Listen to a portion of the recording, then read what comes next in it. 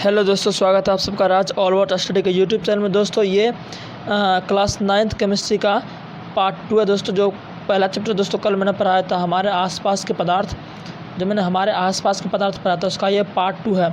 अगर आपने पार्ट 1 इसका नहीं देखा तो डिस्क्रिप्शन में लिंक है, उसको जाके क्लिक करके आप उसको देख ले, या आपको प्लेलिस्ट में भी मिल जाएगा। ठीक है दोस्तों, तो आज हम पार्ट 2 करेंगे। जैसा कि आपको देख रहे हैं थंबनेल में भी आपको लिखा होगा। पार्ट 2 हम क्या क्या पढ़ेंगे ये भी हम देखेंगे। पार्ट 1 में हमने क्या पढ़ा था? पार्ट 1 में पढ़ा था पदार्थ क्या होता है, पदार्थ की अवस्था कैसी होती है, ये सब हमने देखा था। आज उससे हम आगे देखेंगे। ठीक है, तो चलिए दोस्तों आज का टॉपिक हम स्टार्ट करते हैं। इससे पहले अगर आप हमारे चैनल पर नए आए हैं तो चैनल को जरूर सब्सक्राइब कर लें, क्योंकि दोस्तों इस चैनल पर आपको क्लास 8, 9, 10 ये सब का दोस्तों फुल डिटेल में वीडियो एकदम कहे तो नोट्स के साथ आपको दोस्तों इस चैनल पर पढ़ाई होता है। तो इस चैनल को जरूर सब्सक्राइब करें। तो चलिए आज का टॉपिक स्टार्ट करते हैं।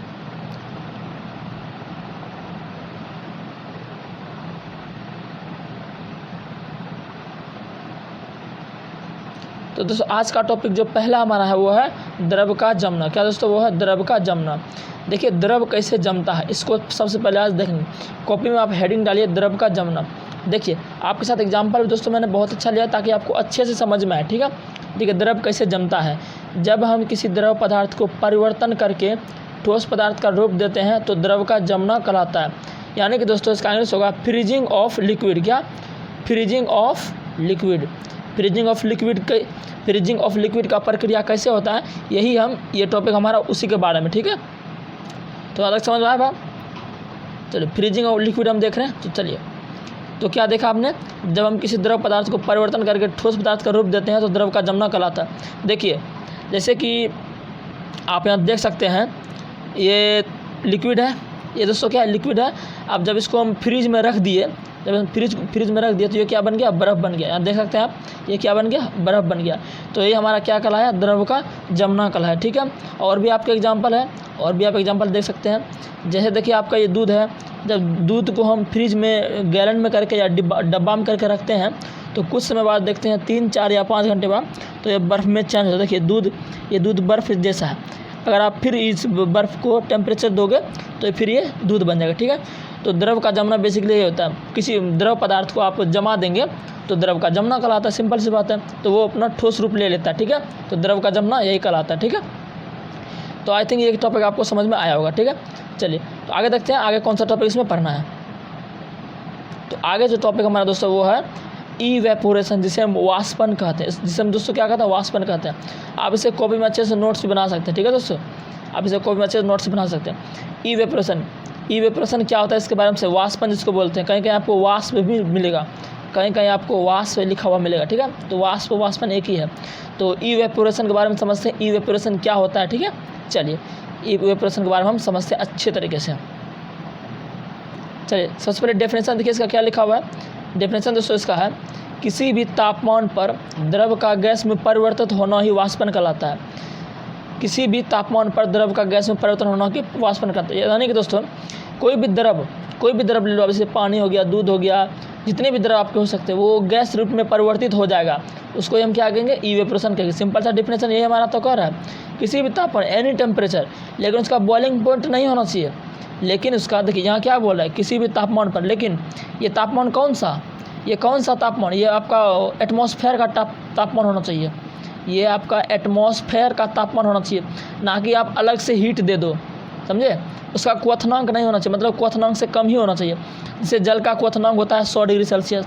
जल का क्वथनांक 100 डिग्री सेल्सियस पर उबलने लगता है, तो क्वथनांक तक नहीं होना चाहिए। ठीक, क्वथनांक से नीचे ही उसका वैल्यू रहना चाहिए। ठीक है, बिलो क्वथनांक। ठीक है दोस्तों, तो बिलो क्वथनांक रहना चाहिए। यानी कि वायुमंडल का जो तापमान होता है उस पर जो कोई द्रव वाष्प में बदल जाता है उसको हम कहेंगे इवेपोरेशन। ठीक है, तो इवेपोरेशन का आपका मेथड समझ में आया। चलिए और कुछ देखते हैं और अच्छे से थोड़ा हम इसको देखिए एग्जाम्पल भी दिया है मैंने। एग्जाम्पल आपका देखिए, एग्जाम्पल क्या है? जैसे कि कटोरे में रखे जल का कुछ समय बाद गायब होना। अब देखिए कटोरा में रखा हुआ जल है, जैसे कि मान चलो ये कटोरा है, ये कटोरा मान के चलो, ऐसे हम थोड़ा जल रख दिए, इसको थोड़ा हम जल रख दिए और धूप में इसको छत पर रख दिए। जब इसको धूप में छत पर रख देते हैं तो कुछ समय बाद देखते हैं 4 या 5 घंटा या 6 घंटे बाद तो ये पानी गायब हो जाता है। क्यों गायब हो जाता है? इवेपोरेशन के कारण। किसके कारण? इवेपोरेशन के कारण। जो इसका जो वायुमंडल का टेम्परेचर था दोस्तों, उसके कारण ये द्रव जो है वाष्प में बदल गया। ठीक है, अब मैंने इस पर कोई अलग से कोई टेम्परेचर नहीं दिया है। ये एटमॉस्फेयर तापमान पर पानी जो था इस बर्तन में वो गैस में बदल गया। इसी को हम वाष्पन कहते हैं। जैसे आप देखिए, मैंने एग्जांपल लिया है, ये देखिए आप यहाँ, ये नदी है। ये क्या दोस्तों क्या है? ये आप देख सकते हैं, ये क्या है? नदी है। ये दोस्तों क्या है? नदी है। और ये आपका सूर्य भगवान है। जब सूर्य भगवान निकलते हैं तो इसका जो तापमान होता है वो जल पर पड़ता है। जैसे ही नदी पर पड़ता है, यानी कि जल पर पड़ता है, तो नदी में जल है तो वो लिक्विड हुआ, द्रव हुआ। जैसे सूर्य का तापमान नदी पर पड़ेगा तो वो क्या होगा? इवेपोरेट होने लगता है, यानी कि गैस बन के उड़ने लगता है। ऐसे ऐसे करके उड़ने लगता है, ऐसे ऐसे करके उड़ने लगता है, ऐसे ऐसे करके गैस उड़ने लगता है। तो यही जो ऐसे ऐसे उड़ रहा है, इसी को हम बोलेंगे वाष्प। यानी कि जो नदी का पानी है वो क्या? वाष्प हो रहा है। क्या हो रहा है? वाष्पित हो रहा है। तो आई थिंक ये आपको एग्जांपल अच्छे समझ में आया होगा।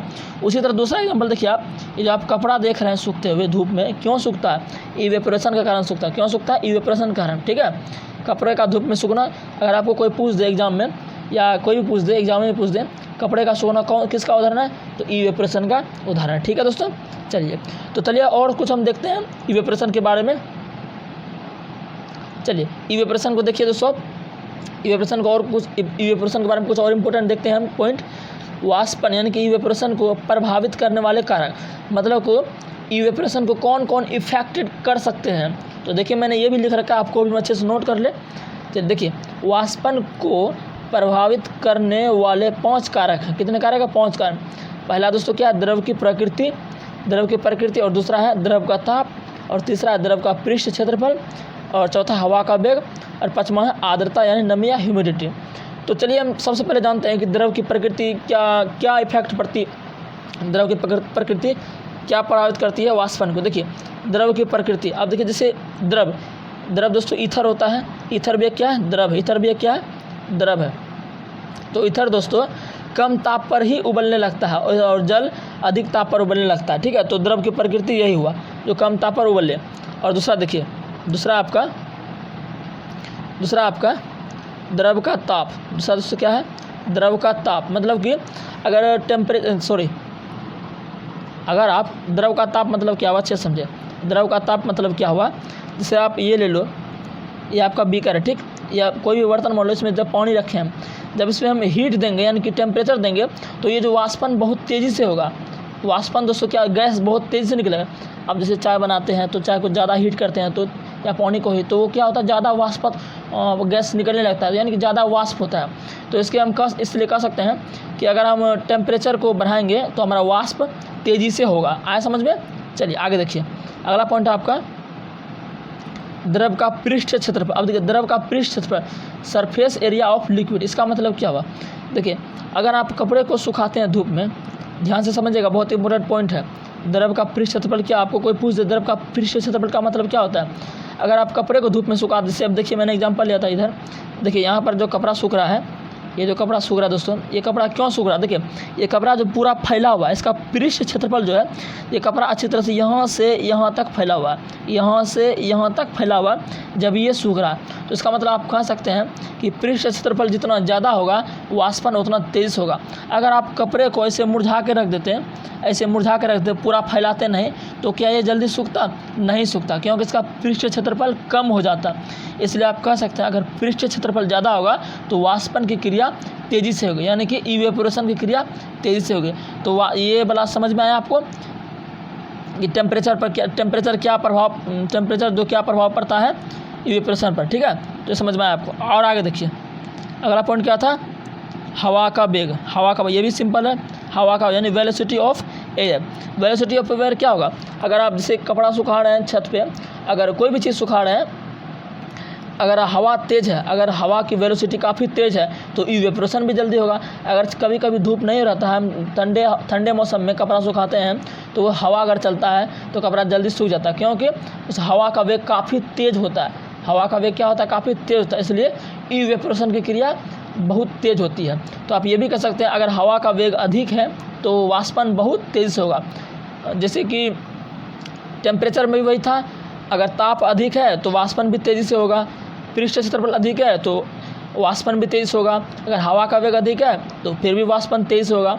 अब देखिए, अब लास्ट आता है आपका आर्द्रता या नमी। ठीक है, आर्द्रता या नमी इसको हम बोलते हैं ह्यूमिडिटी। सबसे पहले जानते हैं आर्द्रता का मतलब क्या होता है। आर्द्रता का मतलब दोस्तों होता है जैसे अगर हवा चलता है तो हवा में जो पानी होता है, कभी कभी होता है ना, हवा चलता है तो कभी कभी देखिएगा कि पानी टपकता है बूंदी बूंदी के जैसा, तो वही दोस्तों आर्द्रता होता है। जो हवा में थोड़ा पानी होता है ना, वही उसी को हम क्या बोलते हैं, आर्द्रता बोलते हैं। तो आप हमें ये बताइए, अगर हवा में नमी है, अगर हवा में नमी है, अब नमी बोल दिए तो आप समझ गए होंगे कि हवा में थोड़ा थोड़ा पानी है, यानी कि आप कह सकते हैं हवा में पानी। तो क्या अगर हवा में नमी है तो क्या कपड़ा जल्दी सूखेगा? नहीं सूखा। क्योंकि नहीं सूखा? क्योंकि हवा में नमी है, तो नमी है तो कपड़ा बहुत धीरे से सूखेगा, क्योंकि हवा भी चल रहा है और उधर से हवा में पानी भी है, तो वो पानी भी अगर जिसको हम सुखा रहे हैं तो वो भी पानी भी तो उस पर गिरेगा ना, तो थोड़ा लेट से सूखेगा। तो इसको हम इसलिए हम कह सकते हैं अगर आर्द्रता ज़्यादा है, यानी कि हवा में नमी ज़्यादा है, तो कपड़ा धीरे से सूखेगा। ठीक है, तो ये भी आप कह सकते हैं। तो दोस्तों ये आपका आज हम यही टॉपिक को रखते हैं, क्योंकि वीडियो लंबा हो जाता है, दिक्कत हो जाता है अपलोड करने में। ठीक है, तो यहीं तक आप देखिए। चलिए मिलते हैं नेक्स्ट टॉपिक में, इसी चैप्टर का।